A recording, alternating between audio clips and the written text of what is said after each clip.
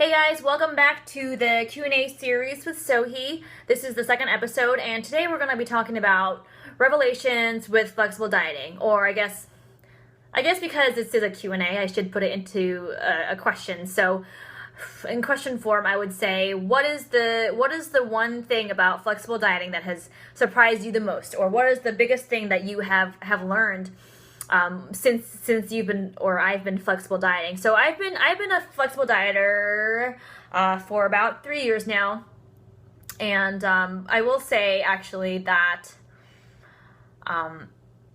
recently I've come to very much dislike using the term flexible dieting to describe the way that I eat, mostly because it's not really a diet. It's not flexible dieting. It's not a diet. It's not like the Zone diet or the I don't even know what the Atkins, whatever. It's not like that. It's very open ended. It's very heavily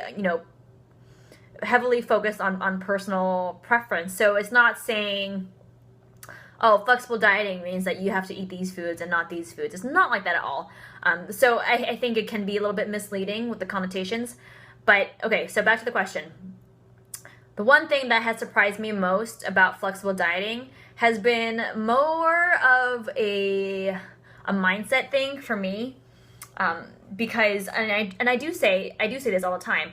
Ever since I became a flexible dieter, especially in the past year and a half, 2 years, I have really felt 100% dietary freedom, knowing that I can have any food in the world at any time I want. If I want to have birthday cake right now, and it's not even my birthday, I can go out to freaking Publix because they have the best birthday cakes and get myself a slice or a whole cake. And knowing that the food is always readily available at any time I want, that to me is incredibly, it has been incredibly powerful and incredibly freeing.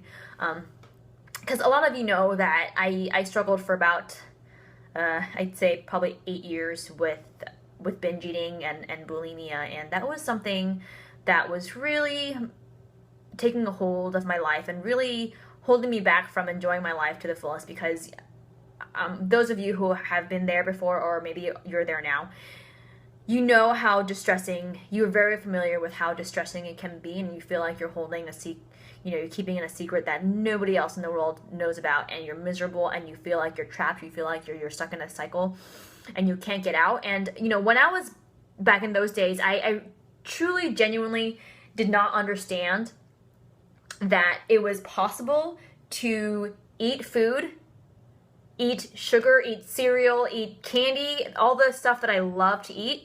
I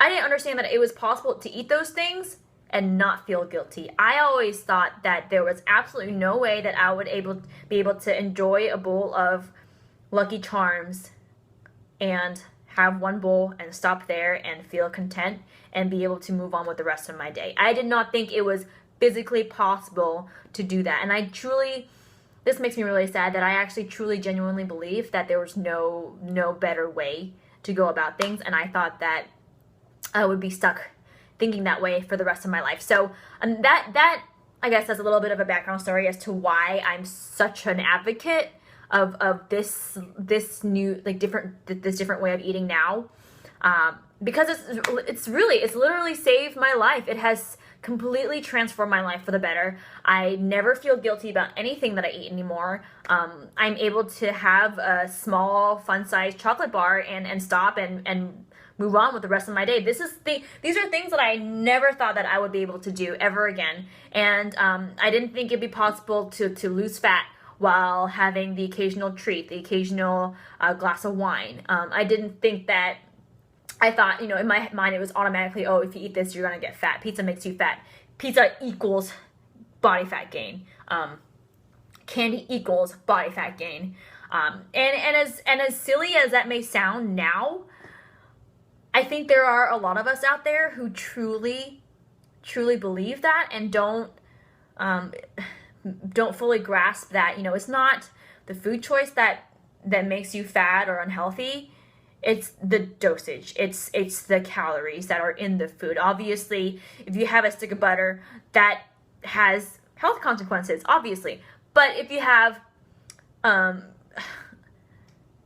half a tablespoon or 1 tablespoon that you smear over your toast in the morning, which is what I've been doing with my morning grilled cheese I've been loving lately, that's very, very different. 1 tablespoon of butter versus a stick of butter, huge, huge difference, okay? So don't say, oh yeah, this little tiny little serving of butter is gonna make you fat and unhealthy. That's not true at all. So I don't know. I'm sad that I had to go through all of that pain, because it was very, very painful. And honestly, I was in a very dark place for a long time. But I'm in a much better place now. I'm happy. I can I learned now, and that's why I want to help spread the truth. So the other thing I want to say about flexible dieting is that flexible dieting, yes, no foods are off limits. You can eat chocolate when you want to. You can eat cereal. You can eat Pop-Tarts. By the way, I don't really like Pop-Tarts that much. Don't tell Jody Mason. But just because you can eat it, and here's the thing that people don't realize. Okay, and this is something, I was having a phone conversation with Lane Norton just a month ago. And he just very nonchalantly in passing, he just said, and I was talking to my friend and I told him, just because you can eat cereal, just because you can eat candy doesn't mean you have to. And I was like, oh my God, how true is that? And honestly, that's the main difference. That's the thing with flexible dieting, is you have the freedom to eat whatever you want. And along those same lines, it also means that if you don't want to eat something, you don't have to eat it. If you don't like junk food, you don't have to eat it. No one is forcing you to eat a chocolate bar every single day if you don't even like chocolate. Okay? So honestly, from a behavioral standpoint,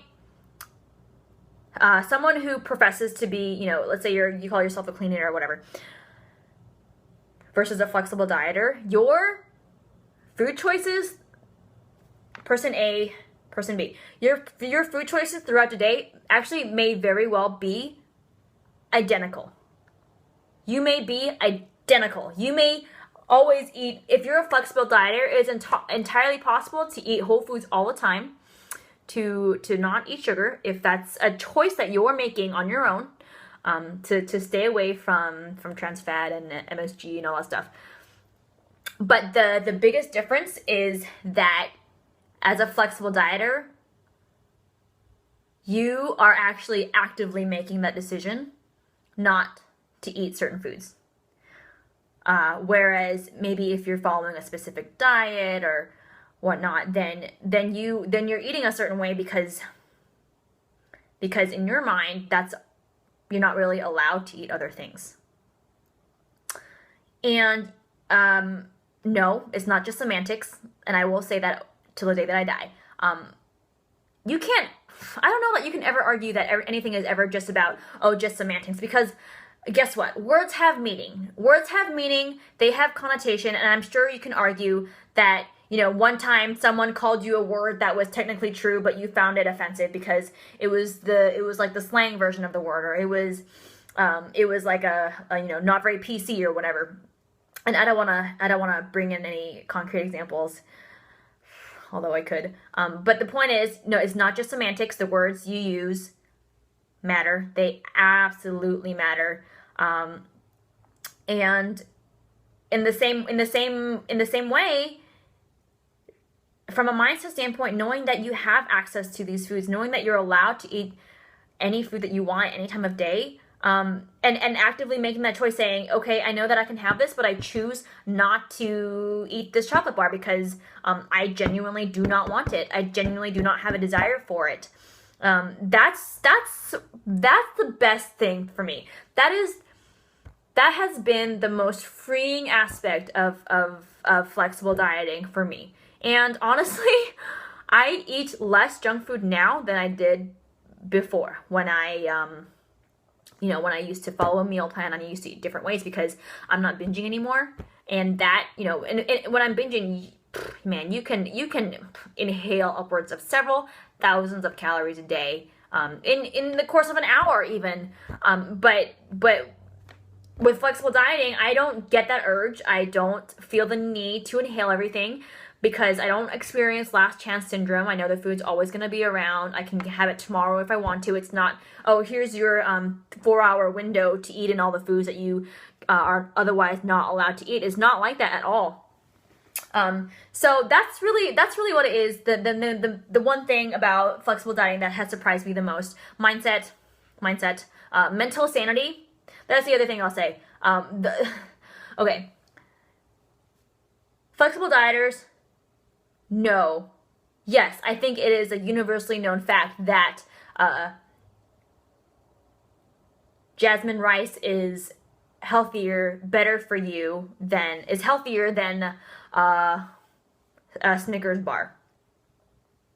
Obviously, I don't know that there's a single person on this planet who would argue otherwise. That's not really what we're saying as flexible dieters. That's not what we're saying. What we're saying is that, yes, physical health is important and the quality of our food definitely matters, and we are not overlooking that at all. But we're also taking into account the psychology of everything, the sanity standpoint, because our mental health matters. If I can eat mostly whole foods and sprinkle in a few treats here and there just to keep me sane, then I'm gonna do it, because if that's what's gonna help me be adherent to my macros or my nutrition or whatever over the long term, then I'm gonna do that, right? So definitely, I will say, I know that eating whole foods all the time, 100% of the time, yes, theoretically, it's better for your physical health than eating a Pop-Tart and sugary cereal and greasy stuff every once in a while.